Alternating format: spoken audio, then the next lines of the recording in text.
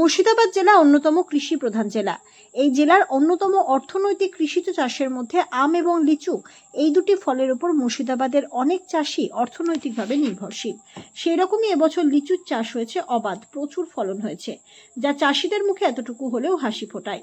তার মধ্যেও তাদের একটা দুঃখ থেকে যায়, এবারে বৃষ্টি সেরকম না হওয়ার ফলে এবং দক্ষিণে একটা উষ্ণ হাওয়া দেওয়ার ফলে বেশিরভাগ লিচুই নষ্ট হয়ে গেছে। তবে এবার রেকর্ড পরিমাণ লিচু চাষ হয়েছে এই মুর্শিদাবাদে। এই লিচু পশ্চিমবাংলার প্রতিটা জেলা, ভারতবর্ষের প্রতিটি প্রদেশ এবং পশ্চিমবঙ্গ সরকারের সৌজন্যে এই লিচু এখন বিদেশ পাড়ি দিচ্ছে, দুবাই যাচ্ছে।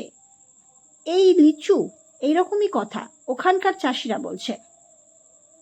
এইভাবে প্যাকিং করে আমরা এটা কলকাতা থেকে দমদম এয়ারপোর্ট যাবে, সেখান থেকে বিভিন্ন প্লেনের মাধ্যমে বিভিন্ন দেশে পৌঁছাবে এই মুর্শিদাবাদের লিচু। আপনারা জানেন মুর্শিদাবাদের আম যেমন জগৎ বিখ্যাত, স্বাদে ও গন্ধে ঠিক তেমনই লিচুরও একটা কদর আছে এই মুর্শিদাবাদে। এবারে লিচু চাষ সম্বন্ধে এক লিচু চাষি কি বললো দেখে নেব।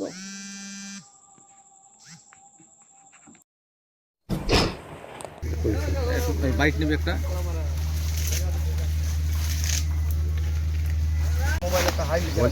বলছি দাদা, মুর্শিদাবাদ আমের স্বর্গ, লিচুর স্বর্গ।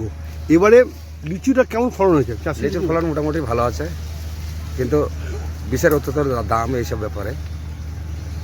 আর এই যে বৃষ্টি হয়নি ঠিক মতো, না বৃষ্টি হয়নি, দক্ষিণে হাওয়া পুড়ে গেছে, নষ্ট হয়েছে। এটাতে কি ফলন কম হয়েছে? এটা নষ্ট হয়েছে। তা মোটামুটি ফলন যাতে অর্ধেক কি নষ্ট হয়েছে? না, অর্ধেক হয়নি, 25% হয়েছে। তা আপনাদের মূলত লিচুর কোথায় যাবে?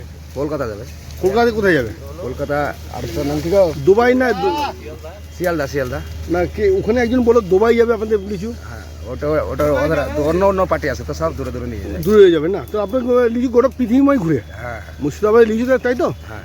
ও, বলছি এই বাগান তো আপনার নাকি? হ্যাঁ, নিজের বাগান। আপনি কি চাষ করেছেন?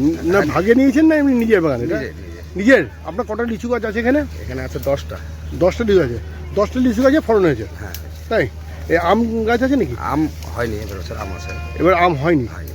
ও, কেন আম না হওয়ার কারণটা কি? আম ওয়েদারের জন্য, ওয়েদারের জন্য না? ও বৃষ্টি হয়নি বলে ওয়েদারটা খারাপ নাকি? হ্যাঁ। ও বৃষ্টি হলে আমটা ভালো হতো। হ্যাঁ, আমটা হতো, মুকুল টুকুল ফুটতো। ও, বৃষ্টি হয়নি বলে আমটা ভালো। তো এবার লিচুর দাম কেমন আছে? লিচুর দাম 1400-1500 হাজার। তো 1500 টাকা হাজার, 1400 হাজার। ও, তাহলে লোকাল বাজারে বিচার না এই বহরমপুর বা আপনার লালবাগ বাজার? লোকালে বেচে আমাদের বাগানের মাল ফুরানো যাবে না তো, যেভাবে বাগানে থাকে নষ্ট হয়ে যাবে, আরো পেকে গেলে তো থাকে না, গাছে নষ্ট হয়ে যায়। আচ্ছা, লিচু পাকার পর কদিন থাকে? পাকার পর হাইস্ট 1 সপ্তাহ থাকবে, তাহলে নষ্ট হয়ে সব ঝরে যাবে। 1 সপ্তাহ থাকবে, নষ্ট হবে না? তাহলে আমরা তাড়াতাড়ি যা করে এর মধ্যে করতে হবে। হ্যাঁ। তা লিচুতে সব ফলন হয়ে গেছে না আরো হচ্ছে? না, এখনো বোম্বাই বাকি আছে। বোম্বাইটা কদিন পরে উঠবে? এখনো 10 দিন পর। বোম্বাইটা 10 দিন পরে উঠবে না? এটা গুটে উঠছে এখন গুটি হয়েছে? এখন পাক ধরেনি? না, বোম্বাইটা পাক ধরেনি না, বোম্বাই এখনো পাকেনি। আপনি একটা লিচু দেখান, তার একটা লিচুর কথা, ওই যে দই থোকা ধরুন, একটা থোকা ধরুন। হ্যাঁ, থোকা ধরে দেখান তো আমাদেরকে। হ্যাঁ, এই লিচুটা কি বলছে? এটা হচ্ছে গুটি লিচু। এটা গুটি লিচু বলছে। এটা হাজার কত? এটা হচ্ছে 1500 টাকা হাজার। এটা 1500 টাকা হাজার না? এটা কি লোকাল বাজারে না বাইরে? যখন বাইরে যাবে, এটা কলকাতা যাবে। কলকাতা যাবে। আপনার কি সময় মালটা পাঠান? আমরা গাড়িতে পাঠাই, লরি থেকে। কার্টনে না ইয়েতে? কেনে কার্টনে পাঠান না? কার্টনে করে প্যাকিং করে পাঠান? হ্যাঁ, গাড়িতে করে যায়। ও, আচ্ছা আচ্ছা আচ্ছা। তা মোটামুটি আপনার যা এবার ফলন, তাতে আপনি সাকসেস।